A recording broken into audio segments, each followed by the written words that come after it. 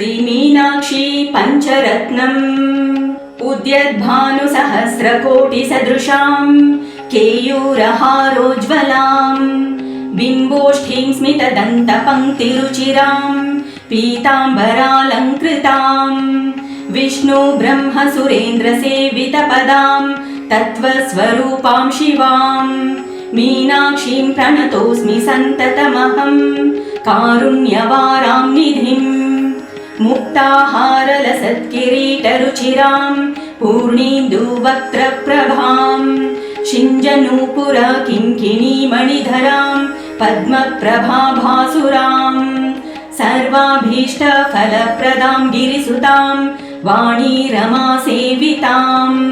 मीनाक्षीं प्रणतोऽस्मि सन्ततमहं कारुण्यवारां निधिम् श्रीविद्यां शिववामभागनिलयां ह्रीङ्कारमन्त्रोज्ज्वलां श्रीचक्राङ्कितबिन्दुमध्यवसतिं श्रीमत्सभानायकीं श्रीमच्छण्मुखविघ्नराजजननीं श्रीमज्जगन्मोहिनीं मीनाक्षीं प्रणतोऽस्मि सन्ततमहं कारुण्यवारां निधिम्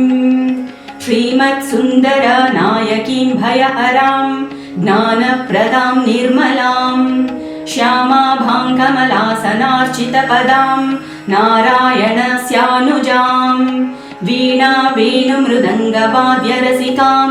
नानाविधाडम्बिकां